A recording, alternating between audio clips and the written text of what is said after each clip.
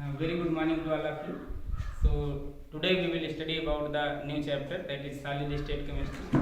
So the chapter is solid state chemistry, that is solid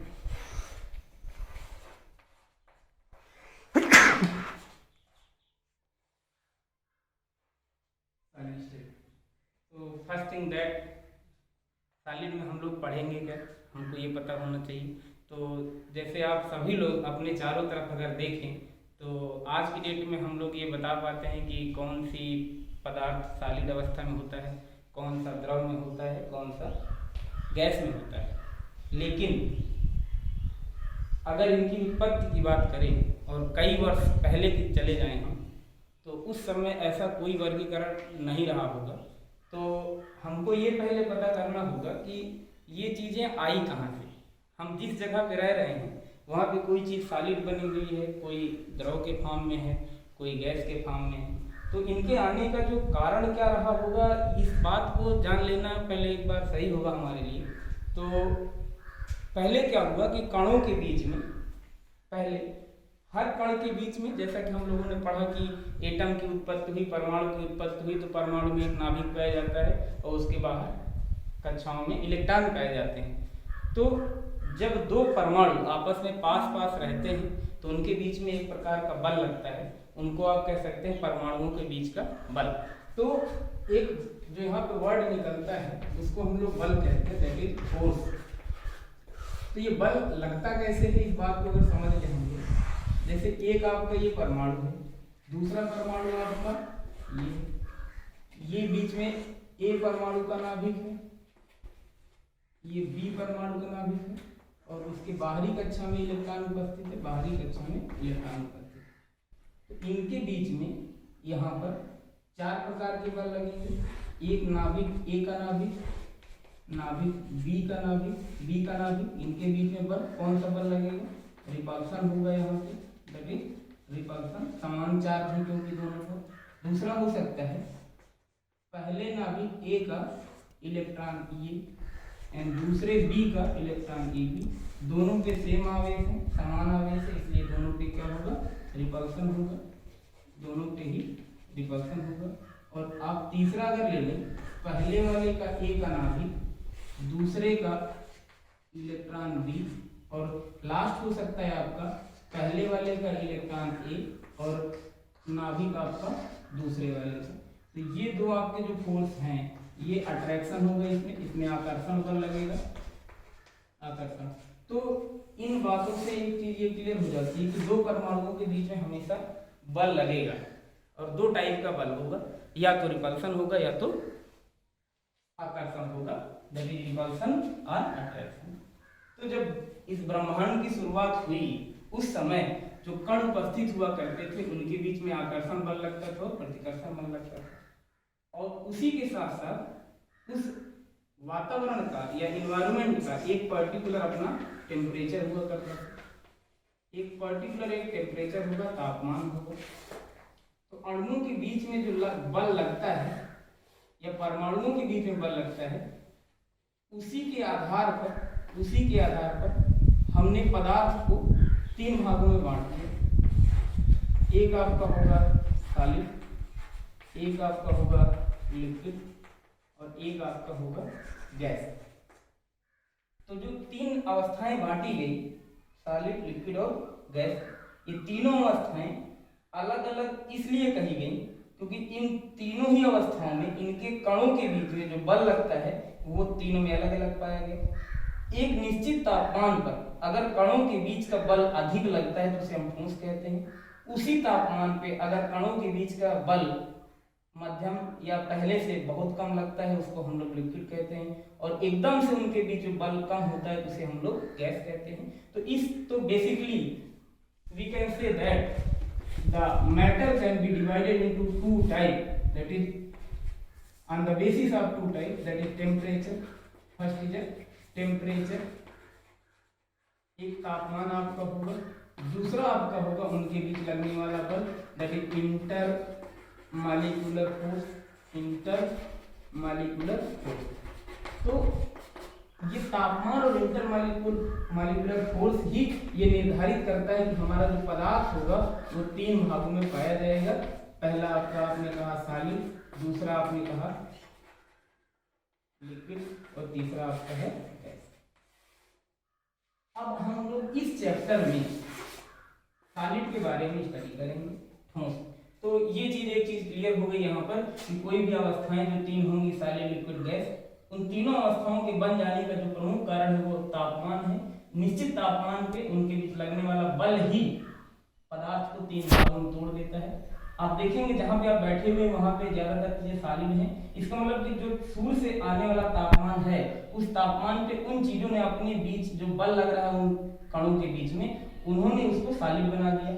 कुछ चीजें liquid होंगी, कुछ चीजें गैस होंगी। तो इस चैप्टर में हम लोग को जो बेसिकली पढ़ना है वो सॉलिड के बारे में पढ़ना है। लिक्विड आपको इस चैप्टर के जस्ट बाद आपको लिक्विड पढ़ना होगा। गैस चैप्टर आपका प्रीवियस ईयर क्लासेस से शुरू हुआ था, जब 11th क्लास में आपका है ये। तो सॉलिड स्टेट में हम लोग जब पढ़ेंगे तो यहाँ पे अब ये प्रश्न उठता है, जो मैंने बताया पहले सॉलिड कैसे आया, उसकी उत्पत्ति के बारे में थोड़ी बात हुई। नेक्स्ट जो आपकी बात होगी उसमें हम लोगों को ये पढ़ना होगा कि हम सॉलिड को पढ़ते क्यों, पहला। दूसरा, इसको कैसे पढ़ेंगे ये भी बताएगी, और इसमें क्या क्या पढ़ेंगे। और लास्ट पॉइंट आएगा इसका गेन कह दे या तो कह दे प्रॉफिट, या इसे कह दे इससे हम फायदा क्या होगा सॉलिड स्टेट पढ़ने से, हमें किस प्रकार का नॉलेज आपको प्राप्त होगा। तो 4 बातें सीखना होगा। पहले हम लोग सीखेंगे कि क्यों पढ़ते हैं इसको। दूसरा बात होगी कि कैसे पढ़ेंगे इसको, क्या जरूरत पड़ेगी, कौन सी टेक्निक अप्लाई करें कि हम इसे पढ़ पाए आसानी के साथ। तीसरा होगा हम इसमें पढ़ेंगे क्या, तो ये पूरे टॉपिक में आपका चलेगा। और चौथी बात होगी इसका गेन क्या होगा, इसका फायदा क्या होगा पढ़ने से, मतलब इसको पढ़ने के बाद हमें किस प्रकार का नॉलेज होगा और हम क्या क्या चीजें बता सकते हैं।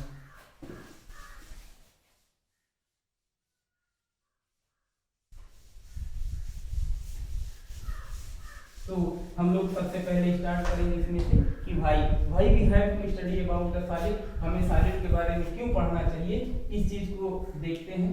सॉलिड के बारे में पढ़ने से हमें सबसे पहले जो पता चलेगा, अगर मान लीजिए हम सॉलिड के बारे में पढ़ते हैं उसकी क्या इंपॉर्टेंस है, सबसे पहले हमें पढ़ना क्या चाहिए उसमें, आप एक याद रखिए। हमें सबसे पहले जब हम लोग इसकी पढ़ाई करेंगे तो हमें किसी सॉलिड का स्ट्रक्चर पता चलेगा, उसकी संरचना पता चल जाएगी। भाई जैसे आपके पास मान लीजिए आपकी चाक है यहाँ पे मेरे पास, तो इस चाक की इसमें कई छोटे छोटे कण होंगे और इन कणों के बीच में किसी न किसी प्रकार का बल जरूर लग रहा होगा।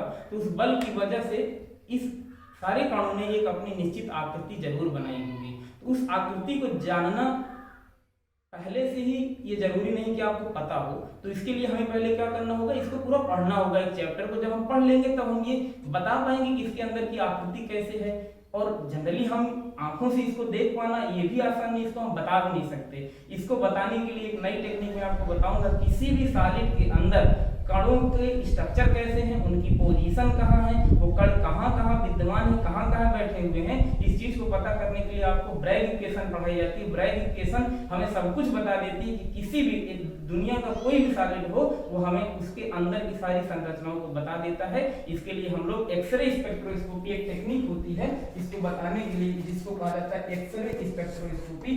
ये आपकी टेक्निक इतनी इंपॉर्टेंट होती है, स्पेक्ट्रोस्कोपी से कहा जाता है।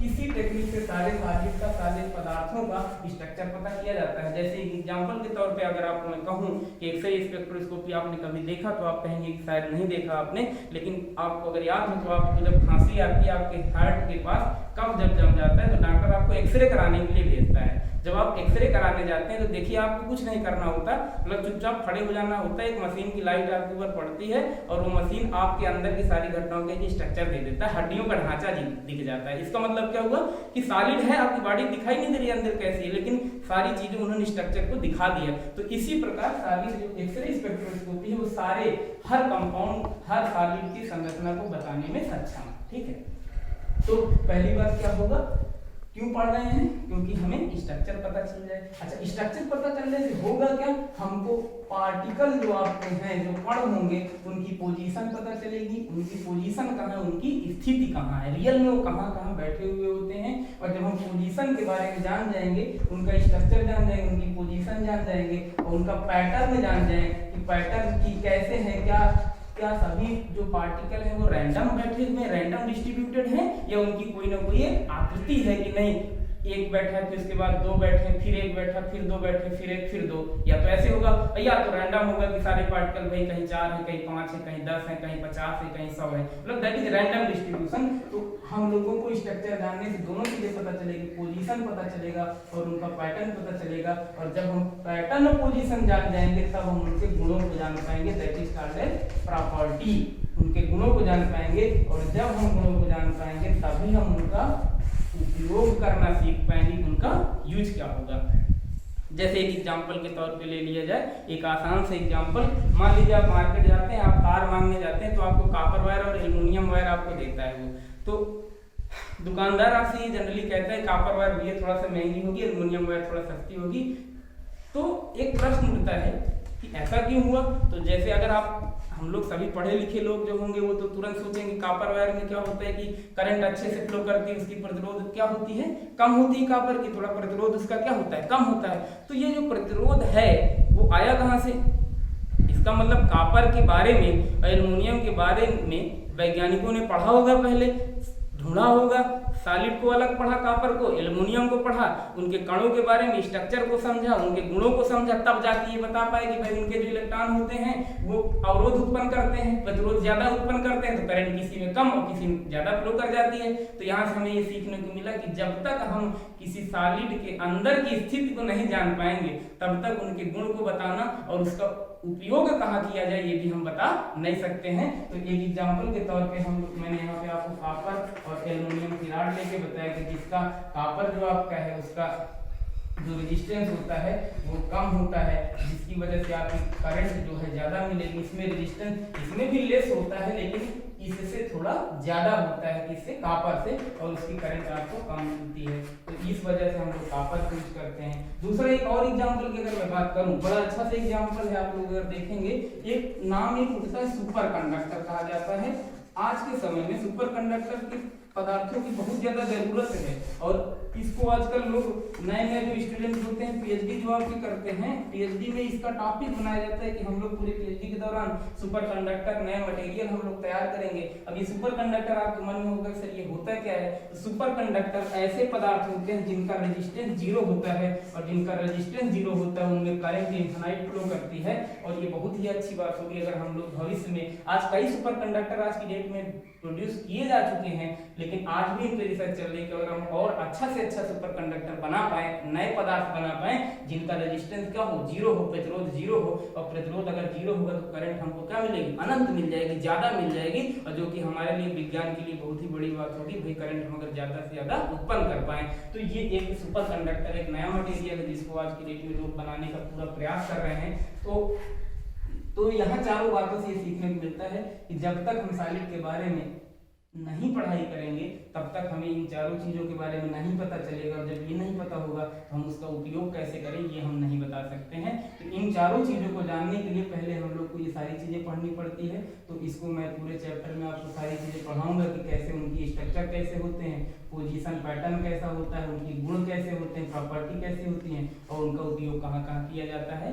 तो ये इतनी बातें हुई। नेक्स्ट आपका है, नेक्स्ट पॉइंट आपका है how we will study about the solid state chemistry. भाई ये अब ये जनरल एक बहुत इंपॉर्टेंट टॉपिक हो जाता है कि भाई हमें सॉलिड स्टेट कैसे पढ़ना चाहिए, कैसे पढ़ें कि हमें सबसे ज्यादा अच्छा नॉलेज हो जाए, याद भी रहे। तो सॉलिड स्टेट केमिस्ट्री जब भी आप पढ़ेंगे तो आपको ध्यान में रखना है, एक तो आपको 2 डायमेंशन की जरूरत पड़ेगी और 3 डायमेंशन की जरूरत पड़ेगी। पहली चीज ये होगा। दूसरी चीज आपको होगा कि आप रियल में जो आप पढ़ रहे हैं उसको फील करने की कोशिश करेंगे कि आप जब भी कभी इसको पढ़ने बैठेंगे तो आप दिमाग में आपके तुरंत आपको चारों तरफ आपके उपस्थित जो सॉलिड हैं उन्हीं के बारे में आपको लगातार सोचना होगा। और जब भी कभी जरूरत पड़ती है, कभी किसी क्यूब को लेने की जरूरत पड़ती है तो क्यूब जो आपका होगा उसको आप कमरा अपना मान लीजिएगा, जहाँ पे आप बैठे हुए हैं उसी रूम को हमेशा लेके चलेंगे, क्योंकि आपके रूम में 3 दिशाएं होती हैं। एक आपकी लंबाई होती है, लेंथ होती है, एक ब्रेड्थ होती है, एक आपकी हाइट होती है, लंबाई, चौड़ाई और ऊंचाई। आप अपने कमरे में देखेंगे तो जब भी कभी बात होगी 3 दिशाओं की बात अगर कही जाती है, उसमें क्यूब की बात करें तो आप अपने कमरे को ही 3 दिशाओं वाला क्यूब मान लीजिएगा, लंबाई, चौड़ाई और ऊंचाई के साथ। तो आप अपने कमरे में इसको रिप्रेजेंट करेंगे। दूसरी बात तीसरी बात आपकी ये होगी, आप अपने फ्रेंड सर्किल में जो आपके फ्रेंड होंगे उनके साथ लगातार इस चैप्टर को आप डिस्कस करेंगे। जितना ज़्यादा आप डिस्कस करेंगे उतना ज़्यादा आपके लिए क्लैरिटी उत्पन्न होगी, क्योंकि 3 डायमेंशन चीज़ों को समझने में थोड़ा सा प्रॉब्लम कभी कभी उत्पन्न होती है, क्योंकि सबके सोचने का तरीका अलग होता है। तो जब आप कई बार डिस्कस करेंगे तो वन टाइम में कोई चीज़ें नहीं आती, जब तक आप सीखने का प्रयास हमेशा करनी चाहिए। तो आप एक दूसरे से अपने डिस्कस करिए, जब आप डिस्कस करेंगे तब जाके आपको क्लियर हो जाएगा। और कॉपी में आप लिखते रहिए, उसको समझने की कोशिश करिए, जहाँ पे नहीं समझ में आए आप दोबारा से उसको पूछ सकते हैं, क्योंकि जब अगर आप कहीं एक जगह पे स्पष्ट नहीं है, आपको क्लियर वो टॉपिक नहीं हुआ और आप आगे बढ़ेंगे तो आप रटने लग जाएंगे, वहीं से आपका कॉन्सेप्ट गड़बड़ा जाएगा पूरी तरह से। ठीक है, तो आप इन बातों को थोड़ा ध्यान रखेंगे। अच्छा, इसमें क्या पढ़ना है वो मैं आपको सारी चीजें आपको पूरे चैप्टर के डिटेल के दौरान पढ़ाऊंगा, क्या क्या पढ़ना है और उसका लाभ क्या होगा। ये आप पूरा चैप्टर जैसे ही आपका फिनिश हो जाएगा आपको सारी चीजें पता चल जाएगी, उसका लाभ क्या क्या होगा। जैसे एक एग्जांपल था कॉपर एल्युमिनियम वायर का, जो ना हमें पता चला कॉपर वायर ज़्यादा अच्छी होती है, तो लाभ जो होगा वो पूरे जब क्या हम पढ़ लेंगे, क्या हम जान जाएंगे, तब हम उसके लाभ के बारे में जान पाएंगे। तो ये दोनों टॉपिक पूरे चैप्टर के दौरान ही समझ में आएंगे आपको। Okay, thank you.